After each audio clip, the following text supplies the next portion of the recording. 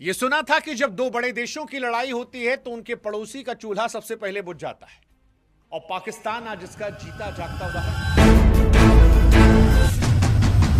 तमाम स्कूलों को 2 हफ्तों की छुट्टियां दी जा रही हैं। एक तरफ दुनिया सुपर पावर बनने की रेस में है, मिसाइल, ड्रोन और न्यूक्लियर पावर से इतिहास को लिखा जा रहा है। बहुत ही इंटरेस्टिंग चीज हमें देखने को मिली है कि वही वाली कंपनियां अमेजॉन हुई, माइक्रोसॉफ्ट हुई, वो अब इंडिया के पास हेल्प मांगने आई हैं। अरब्स हैं, उनके फंड्स भारत में एंटर आने शुरू हो गए हैं, यूरोप के फंड्स भारत में आने शुरू हो गए। यहां तक कि जितनी भी कोशिशें करी हमें रोकने की, वो रोक नहीं पाए और अमेरिका को सरेंडर करना पड़ा। सब कुछ सिलिकॉन वैली से भारत में शिफ्ट हो रहा है। ग्लोबल फाइनेंशियल ऑर्डर के अंदर फ्रैक्चर आ चुके हैं बुरी तरह से।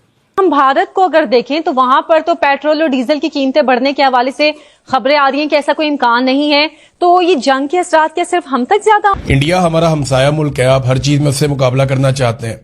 उन्होंने पेट्रोल महंगा किया ही नहीं। और अगर इंडिया ने नहीं बढ़ाया तो वो रशिया से सस्ता तेल खरीद रहा था, और हम वो क्योंकि रशिया से तेल ले रहे थे। नमस्कार दोस्तों, कैसे आप सब? उम्मीद करते हैं आप सब बहुत अच्छे होंगे। दोस्तों आज का वीडियो काफी शानदार होने वाला है, इसलिए बिना स्किप की पूरा वीडियो देखना। हिंदुस्तान न्यूज पे आप सबका स्वागत है। आज हम बात करने वाले हैं कि पाकिस्तान में पेट्रोल के दाम इस तरीके से आसमान को छू रहे हैं कि सभी लोग अपनी कार को एक जगह बंद करके बैठ गए हैं। दोस्तों पाकिस्तान में लॉकडाउन शुरू हो गया है 2 हफ्तों के लिए।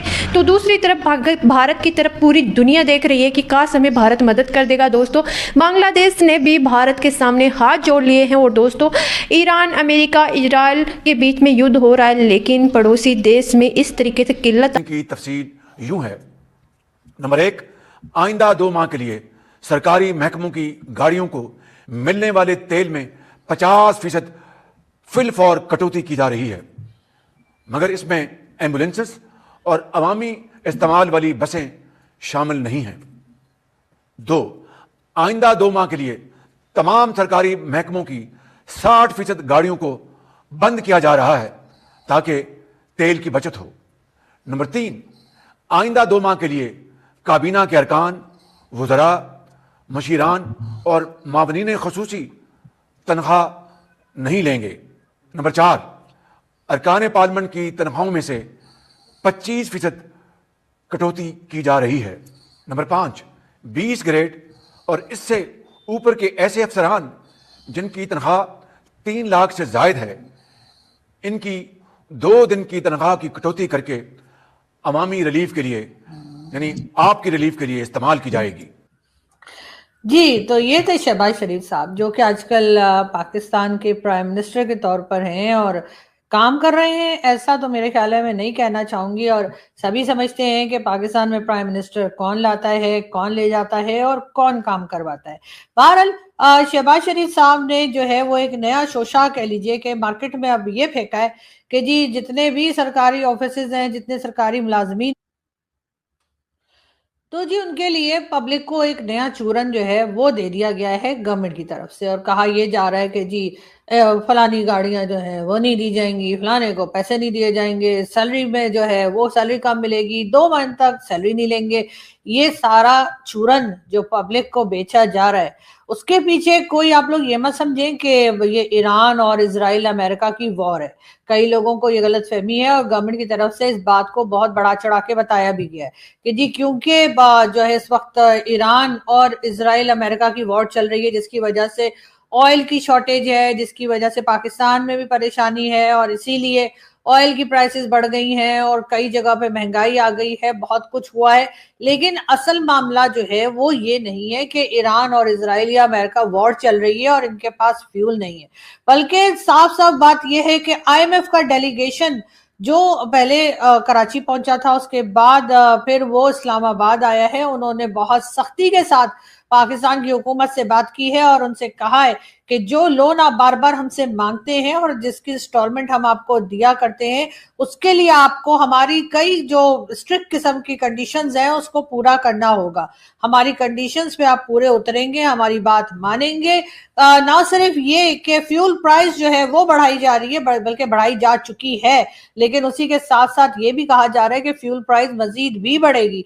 और अगर जैसे जैसे फ्यूल प्राइस बढ़ेगी तो सारी दुनिया ही जानती है कि उसके साथ सिर्फ ऐसा नहीं है कि आपकी गाड़ी के टंकी में जो पेट्रोल आता है वो महंगा हो जाएगा, बल्कि आपके घर में जो प्याज आलू आते हैं उनकी कीमत भी बढ़ जाएगी। लेकिन साथ ये भी कहा जा रहा है कि ऐसा 2 से 3 बार जो है गवर्नमेंट कर सकती है, यानी कि प्राइस को मसलसल 2-3 बार और बढ़ाने के इम्कानात भी दिखाई दे रहे हैं। साथ साथ पाकिस्तान की जो करेंसी है यानी पाक रुपीज जो है उसकी वैल्यू जो है वो गवर्नमेंट घटाने पर आ गई है। जी हाँ, और उसकी गवर्नमेंट को ये कहा गया है IMF की तरफ से कि जी पाकिस्तानी करेंसी की जो प्राइस इस वक्त चल रही है उसको घटाइए, और लग ये रहा है कि $1 जो मतलब $1 जो है वो तकरीबन 300 रुपीज के बराबर हो जाएगा। जी हाँ, यानी कि डॉलर प्राइस बढ़ जाएगी, रुपए की कीमत घट जाएगी।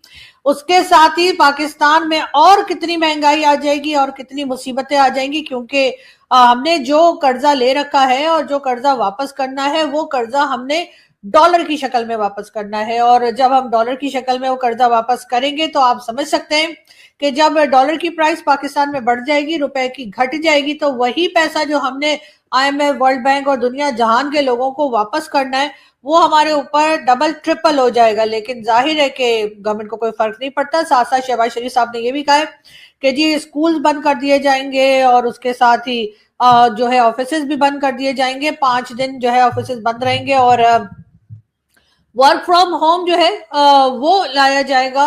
इसका मतलब ये है कि पढ़ाई लिखाई से वैसे भी हमारा कोई खास वास्ता तो था नहीं। जब भी बजट आता है तो सबसे कम बजट जो है वो एजुकेशन का ही होता है। और इस वक्त जो बच्चे बेचारे पढ़ने के लिए जा रहे थे स्कूल कॉलेज यूनिवर्सिटीज में, उनके लिए स्कूल कॉलेज यूनिवर्सिटीज जो है वो अब कह दिया गया है कि जी होम जो ऑनलाइन क्लासेस जो है वो लीजिए, घर से पढ़िए और आपको कहीं जाने की जरूरत थी। उसकी साफ वजह यह है कि जाहिर है कि इस वक्त जो हमारे हुक्मरान है या हुक्मरान को लाने वाले हैं, चाहे वो मिलिट्री एस्टेब्लिशमेंट हो, चाहे वो इस वक्त की गवर्नमेंट हो, चाहे वो पिछली गई गवर्नमेंट्स हो, किसी के भी बच्चे जो है वो पाकिस्तान में नहीं पढ़ते और ना ही फैमिलीज यहाँ रहती हैं।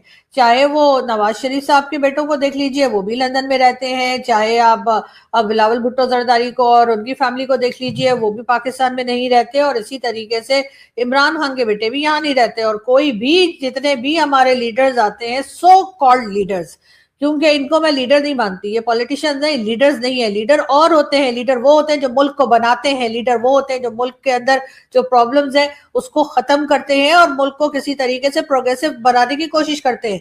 ये पॉलिटिशियन है, ये वो पार्टी, ये वो लोग हैं जिनके लिए कहा जाता है लूटो ते फूटो। जी हाँ, लूटो और उसके बाद यहाँ से फूट के कोई लंदन चला जाएगा, कोई अमेरिका चला जाएगा, कोई कनाडा चला जाएगा, कोई रिटायरमेंट के बाद यहाँ से भाग जाएगा। तो सारी चीजें यही सिलसिला जो है वो चला करता है और वही चलता रहेगा। लेकिन जिन लोगों ने पाकिस्तान को कर्जा दे रखा है, जिन कंट्रीज ने, जिन ऑर्गेनाइजेशंस ने, क्या नमस्कार दोस्तों, कैसे आप सब? उम्मीद करते हैं आप सब बहुत अच्छे होंगे। दोस्तों आज का वीडियो काफ़ी शानदार होने वाला है, इसलिए बिना स्किप के पूरा वीडियो देखना, क्योंकि आज के वीडियो में आप देखने वाले हैं कि एक तरफ भारत सुपर पावर कंट्री बन चुका है तो दूसरी तरफ पाकिस्तान के ऐसे हालात हो रहे हैं कि युद्ध हो रहा है दूसरी और किसी कंट्री के बीच में, जैसे ईरान, इजराइल, यूक्रेन, पाकिस्तान। दोस्तों इनके बीच में और मार पड़ रही है पाकिस्तान में। जी हाँ, पाकिस्तान में 2 हफ्तों के लिए लॉकडाउन लगा दिया है, जहां भारत की तरफ सब उम्मीद लगाकर बैठे हैं कि भारत हमें मदद करेगा, भारत हमें डीजल देगा, पेट्रोल देगा। और दोस्तों आज भारत जो रसिया से सस्ता और अच्छा तेल ले रहा था, आज भारत की तरफ बांग्लादेश ने भी हाथ जोड़कर वहाँ लगाई है कि हमें तेल दीजिए। और दोस्तों भारत हमेशा हर किसी की मदद करता है। तो दोस्तों आज भारत खुलेआम एक राजा की तरह एक कुर्सी पर बैठा है और पाकिस्तान कहाँ पे बैठा है? पैरों में। तो दोस्तों आप लोग